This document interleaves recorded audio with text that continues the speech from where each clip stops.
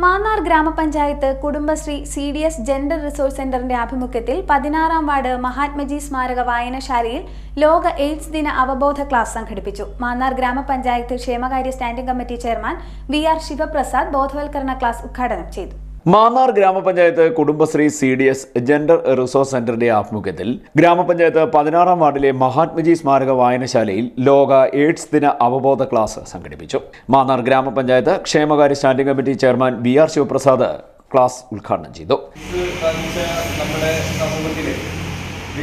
അവരുടെ പേരുകൾ നമുക്ക് വെളിപ്പെടുത്താൻ കഴിയും. പക്ഷെ അവരെ നമ്മുടെ സമൂഹത്തോട് ചേർത്ത് നിർത്തി അവരെ സംരക്ഷിക്കേണ്ട ചുമതല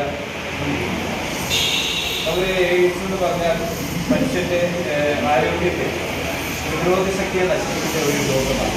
നമ്മൾ 1990 എയ്ഡ്സ് ദിനമായിട്ട് ആചരിച്ചു വരുന്നത്. 33 വർഷമായി ഇപ്പം നമ്മുടെ രാജ്യത്ത് എയ്ഡ്സ് ദിനം ലോക രാഷ്ട്രങ്ങളിൽ 33 വർഷമായി ആചരിച്ചു വരുന്നത്.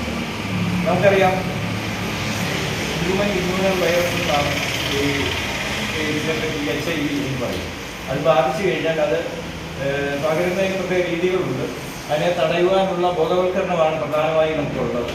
അതേയോടൊപ്പം തന്നെ ഈ രോഗം ബാധിച്ചു കഴിഞ്ഞാൽ നമ്മുടെ പ്രതിരോധ ശക്തി നഷ്ടപ്പെടുകയും അതോടൊപ്പം തന്നെ നമ്മുടെ ശരീരത്തിലുള്ള പ്രതിരോധ ശക്തി നഷ്ടപ്പെടുന്നതോടൊപ്പം തന്നെ അണുബാധ ഉണ്ടായാൽ വാർഡാണ് നമ്മുടെ 16-ാം വാർഡ്.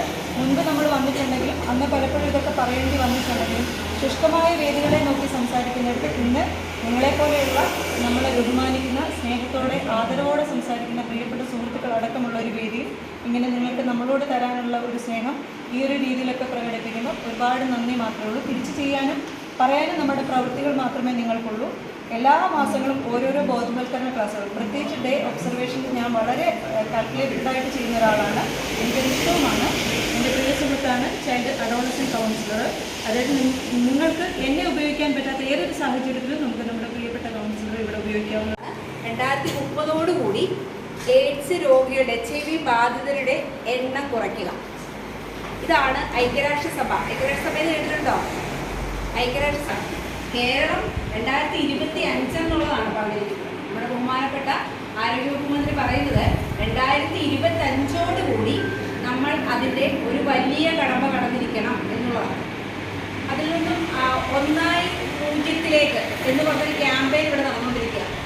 എയ്ഡ്സ് രോഗികളുടെ എണ്ണം കുറയ്ക്കുക, അല്ലെങ്കിൽ എയ്ഡ്സ് ബാധിതരെ ശരിയായ ചികിത്സയിലേക്ക് പോവുക എന്നൊരു ലക്ഷ്യത്തോടെ 1-0 എന്ന് പറഞ്ഞൊരു ക്യാമ്പയിൻ ഇവിടെ നടന്നുകൊണ്ടിരിക്കുക.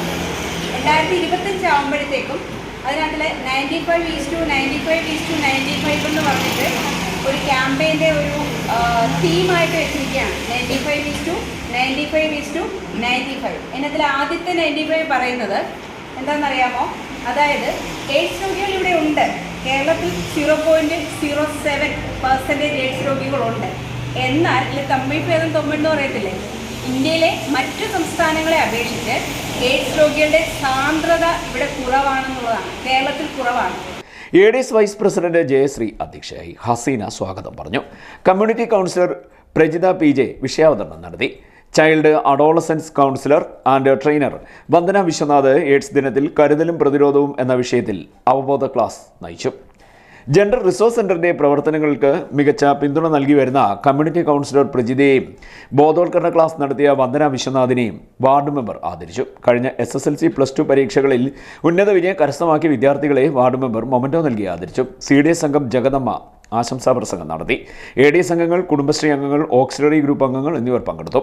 സുമ കൃതജ്ഞത പറഞ്ഞു. CDNet news Mannar.